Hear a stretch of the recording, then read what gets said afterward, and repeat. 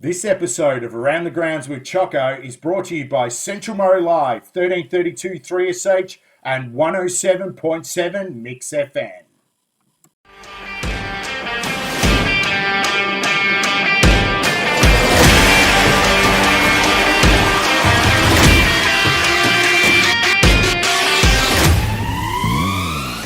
Welcome to Around the Grounds with Chocco, and I am very excited to have a chat with tonight's special guest. And, she is born and bred in the heartland of Swan Hill. And, she's had a fantastic career when it comes to football. And her career is still evolving. And it's going to be a great opportunity to have a chat, particularly about female football.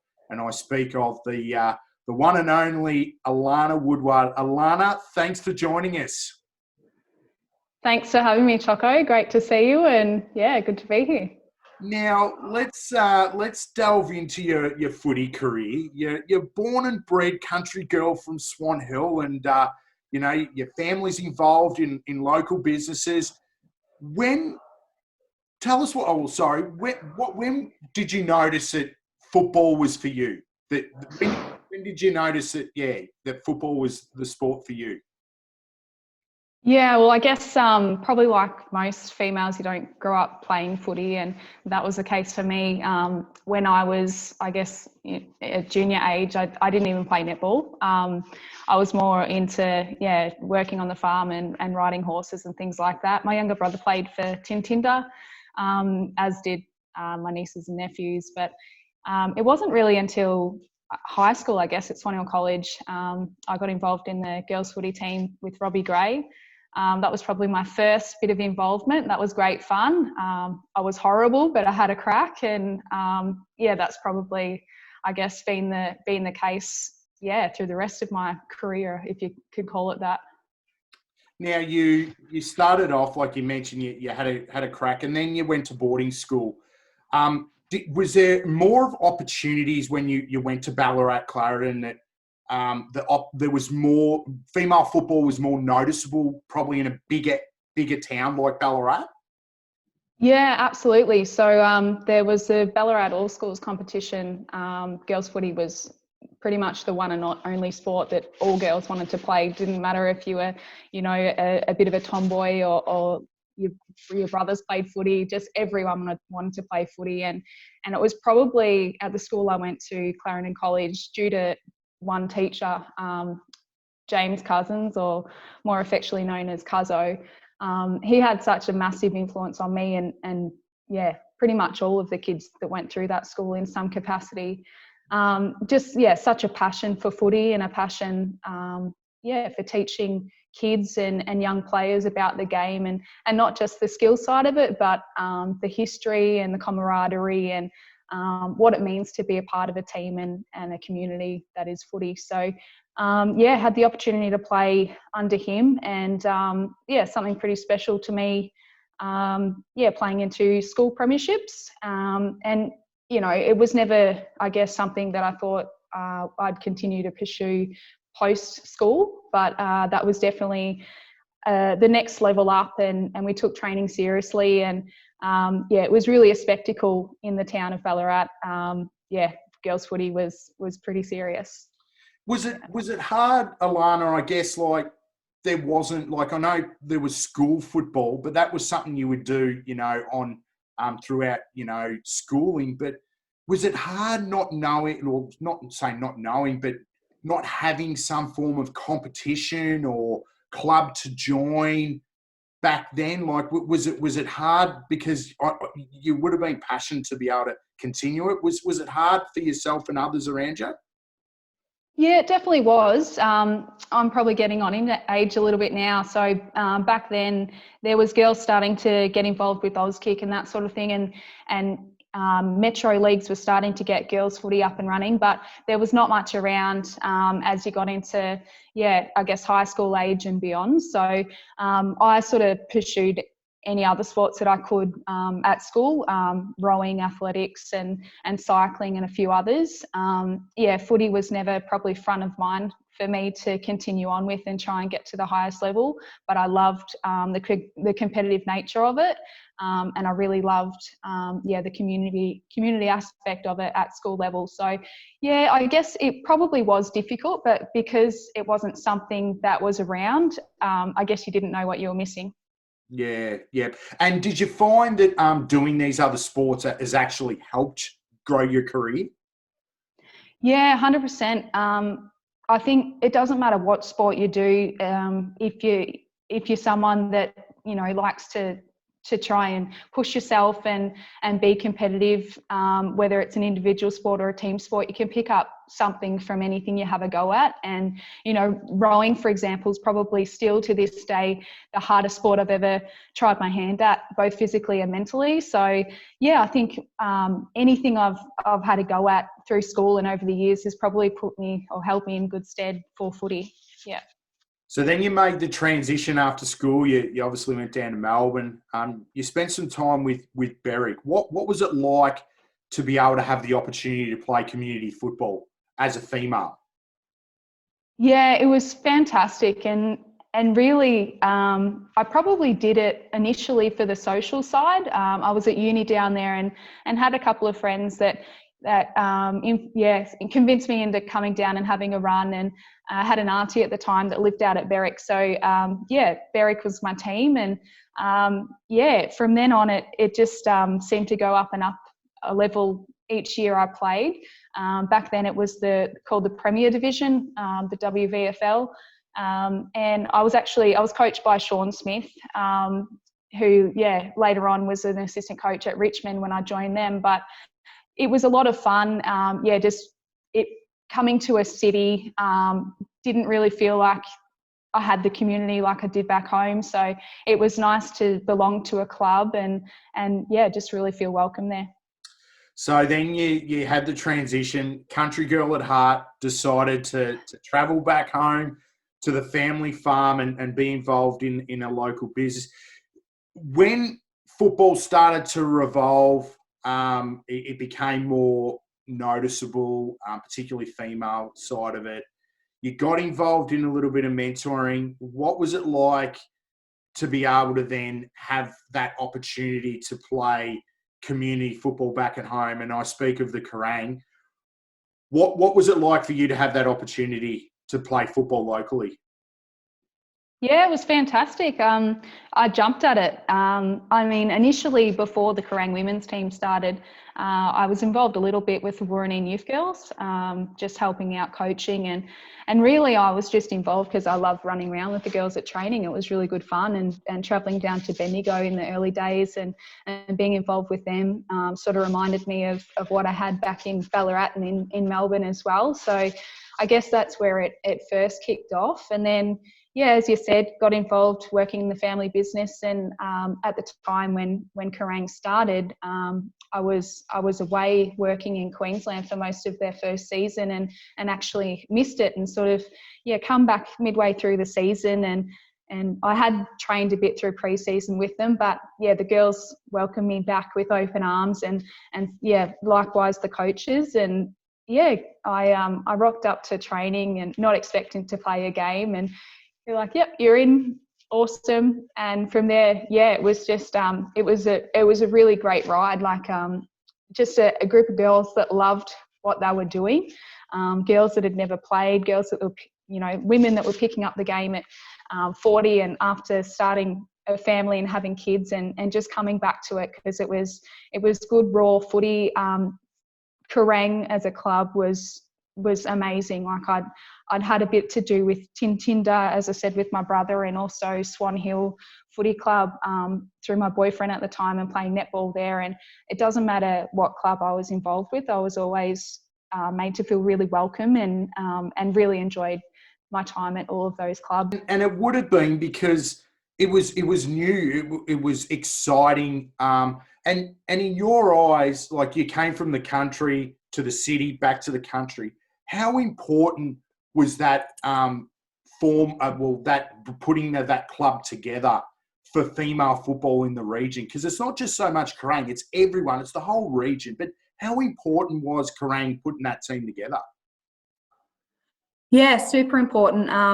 there's no way I would be here if that hadn't have happened. No way known. So, yeah, I guess not only for girls looking for a pathway and wanting to, I guess, reach the highest level that they can, but it's important from all levels. As I touched on before, community footy it's unbelievable at just bringing people together. And, I saw girls that probably wouldn't have played sport if there wasn't a women's footy team in the area, get together and just be a lot more active. And then there was the girls that were freak athletes, and it just gave them an opportunity to really have a go at a sport that suited them. So, it provided, I guess, a pathway to VFL and eventually AFL, and that's still there now for the girls coming through Warraneen Youth Girls, to continue playing as an adult, but also to keep going further if that's what they wish to do. Congratulations and thank you to Karang for doing that. So 2017, you're involved with Karang. 2018, you find yourself on a VFLW list with Richmond. Yeah. How did that come about, Alana? Like, you've gone, tell us about the journey between playing in the Northern Women's Footy League to playing VFL the following year. Tell the audience how that happened. It really came about because Richmond had a trial day at Bendigo on a day that it was about 42 degrees, and there was a little bit of advertising online for it, and a few of the girls had sort of spoken about it at Karang and things like that, and it had been thrown around, oh, you should have a go, and it was probably a bit of a laugh, and I thought, oh yeah, how funny, and it was probably Jade Maney, one of the girls there who's the current captain at Karang. And also a couple of the guys, one being Dean Campbell, the trainer, Dino at Karang there, and probably also Tyler Wilson, who was helping out coaching the women's team. They said, actually take it seriously. You should go and have a crack. And I guess what have you got to lose at the end of the day? So went down there and sort of just, there was about 250 girls, and thought, oh, what an experience, and it'll be a bit of fun if nothing else. So Jade and I met up there and went along, and we went through a few drills and a bit of gameplay, and then we had a 2K time trial at the end of the day in 42 degrees, and I wasn't exactly running fit at the time, so that was interesting. But I guess, like anything, you just give it your best. And the next day, actually, I had a call from Kate Sheen, the operations manager at the football club, and I thought she was just ringing me to say thanks for coming, and your participation was good. But she actually said that we want to see a bit more of you, and would you come down to Melbourne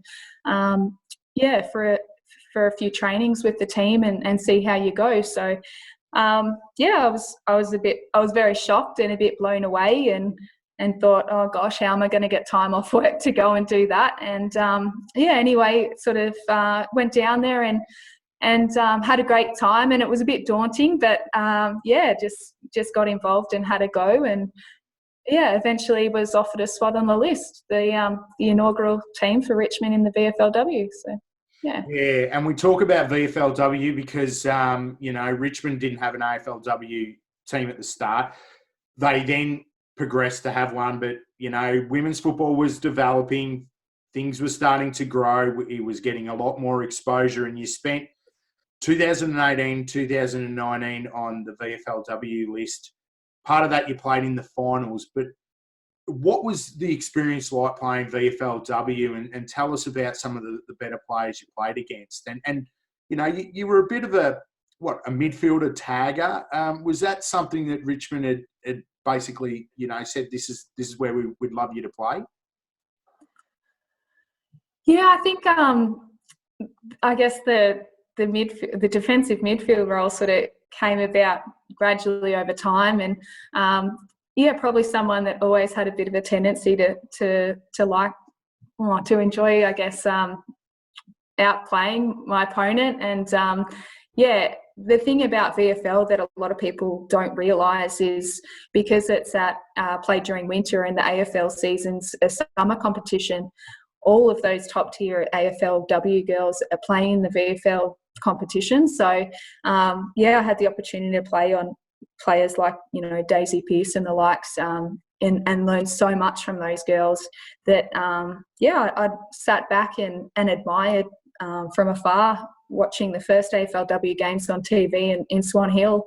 It was surreal. And I guess at the time I sort of pinched myself and probably got a bit nervous about it. But, you start to tell yourself, no, you're playing at their level, where, we're all the same. And it was just, pretty fantastic opportunity. So, that was the start of it. So the end of 2019 came, and I read an article not long ago, and it said, by a comment from yourself, it said, I moved down from the country. I walked away from the security of having my own house, an established career, to follow a dream to play football. In 2020, you had the opportunity to play AFLW for Richmond in their first year in the competition. What was it like getting that phone call from Kate Sheehan saying you're on our list? It was pretty incredible, and definitely a big moment in my life. Like you think it's only a girls' footy game and it's only a phone call, but I think there's some footage of it somewhere, and they cut out the bit where I kind of swore and was a bit frantic at the start of it because again I didn't really expect it, and I guess you never know what's going to come of it. There'd been sort of discussions and a few meetings, and I had a lot of hope, and as you said, it was a dream of mine. But it was like, oh, okay, I guess a sense of relief, but also, all right, all this work and this time and effort, and that word sacrifice and everything that I guess I'd given up to try and play a silly game chasing a ball, it had finally come to fruition, and it was, I guess, a bit of validation that it was worthwhile. Yeah. And worthwhile it was because you got to run out in their first game at Optus Stadium or Park, or Icon Park, I apologise. Icon, Icon Park, I apologise. Was called Optus. Tell us about the first moment. You're in the rooms, you're about to run down the race, and the banner rises for the first time, and Richmond are about to enter the arena. Your part of history, tell us what it was like. Yeah, well, I guess in the build-up, it was a sort of I guess a bit of a balance of some people trying to say it's just another game, keep your cool, hold your nerves, and then, other people had a different approach saying, soak it up, it's amazing, it's a part of history, it's your first ever AFLW game, you'll never have this same opportunity again. So, yeah, I was bloody nervous, really, to be honest. But even when we ran out onto the field for the warm-up before the first bounce, even just the sound of the crowd was, it was, spine-tingling, really. I'll never forget that. Just playing in front of so many people, and just that feeling that you're actually lifted by the sound of the crowd, not just your teammates on the ground. So, that was amazing. And for you as a female, how does it feel knowing that there's opportunities now for women to play at the highest level? Like, I sit now and I look at it, and I'll be honest with you, I see young girls walking around with the number 13 on their back wearing Richmond jumpers. What does that feel for you, knowing that you had to pursue and do it the hard way? I don't know about that, Chocco. It might be number 3, not 13 on their backs. No. But, and I'm not lying. I have seen 13, and I've seen it plenty of times. But must have been my niece, Charlie. Well, but no, I have seen it. But and young girls do look up to you, Alana, because you did it the hard way. It wasn't gifted to you, and is that something that you take real pride in? Yeah, I guess I do. Yeah, I think it's probably something that I learnt at a young age, whether it's sport or otherwise. Probably was taught to have a good work ethic, and I've always prided myself on how I train and how I approach things. So yeah, I guess there's no way that I would be here if I didn't work hard, and if I didn't just have a crack. And sometimes I needed a little bit of a push and some encouragement for people to sort of step outside my comfort zone and back myself, I guess. But at the end of the day, you've got to be willing to put in the work yourself. And I don't think I'm anything special for doing that. I think it's just whether you can take that, I guess, calculated risk in your life, and if you have a goal or a dream or something that you want to tick off and achieve, well, you've just got to make that first step to do it. And I just made that first step, and then the second and the third, and was lucky enough that it panned out the way it did. Yeah, you're involved in probably one of the better clubs in the competition, and we talk about Richmond. What's it like to be involved in an environment when you've got blokes like Brennan Gale, Kate Sheehan, Peggy, the president, Dusty Martin, Trent Cotchin, and all the fantastic female players? What's it like to be in such a fantastic environment like the Richmond Footy Club? Yeah, it really is incredible. And some people, they say, "Oh wow, how lucky are you to play in those colours?" And I know I am, and it has been so good to me. But it's the off-field stuff that's probably been life-changing for me. Just as you said, having those quality people around and the leaders, and just having exposure, to people who have achieved some fantastic things in their life and their career, even if it's from the corporate level. We've had a sort of a mentor program going with some of the board members, and there's been a lot of career opportunities that have opened up because of that. I've just enrolled to do my MBA with Swinburne, who's affiliated with Richmond. I've had amazing opportunities to listen to some guest speakers and people that you'd only dream of listening to on YouTube, Ben Crow and the like. So, I guess when you sit back and you're sitting in the training rooms listening to Neil Baum speak, and you sort of I guess pinch yourself and think, wow, most people would dream of this, and I actually get to live it. So it's not even just the staff members and the coaches and the footy club personnel, but it's a really good quality girls that I get to play with as well. Some of them that have, I guess, built up a brand for themselves, and it's not even just what you see on social media, but they've got a lot of substance behind them, and you learn a lot from each other. So I'm really, really grateful for that. Do you see the female side of it continuing to keep growing? Do you think it's growing? I know it's difficult at the moment because we're in a bit of a pandemic, but do you see it continually to grow more and more? Is there a lot more pressure of more players coming through the system? Players becoming more noticeable? What's it like being in the situation you're at the moment? Yeah, for sure. Girls coming through now, the younger girls are incredible. Like, most of them can kick a footy as well as the guys, and I guess players like me that sort of picked it up at a higher level at an older age are probably definitely falling behind in the skills department and just our general knowledge of the game and our game smarts. But the girls that are coming through that have played Auskick, that have played youth girls, that have gone on to women's competitions and then into pathway programs. Well, footy is their life, and they've grown up doing it. It comes naturally to them, and just their instinct is incredible. So I really can't see how the game can't continue to evolve and develop. And some people, they start comparing it to the men's game, and it's not the men's game.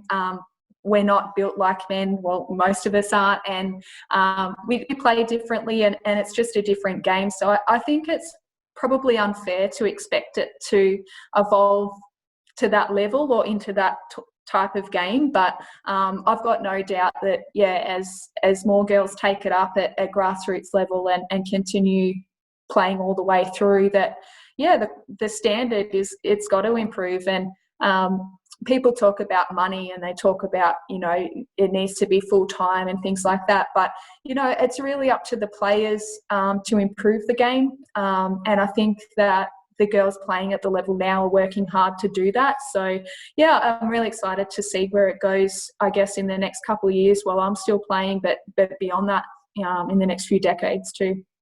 Now, I'm going to read you another quote before we finish, and it says, I had this burning desire to give it a go and see where it would take me, and I knew I would always have this regret if I didn't chase the dream.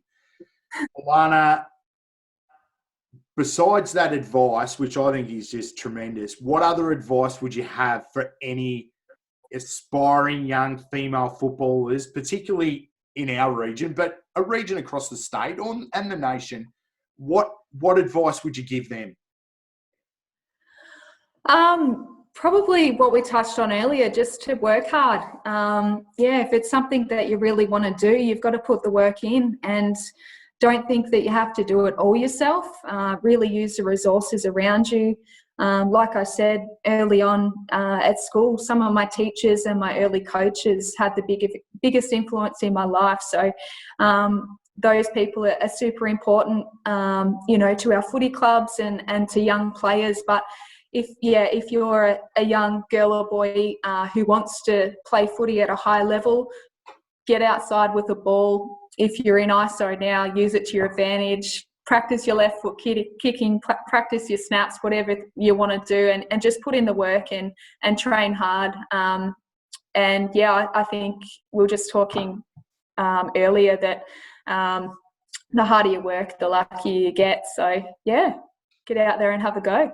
Well, it's great advice because you are an absolute inspiration, and I mean that. A lot of young people aspire, and you will be a part of many, many people's hearts, particularly in the region, because of the hard work. 23 VFL games, you've played 5 AFLW matches, your career is starting to evolve, and it's been a pleasure to have a chat to you, Alana, because, as I said, female football is growing.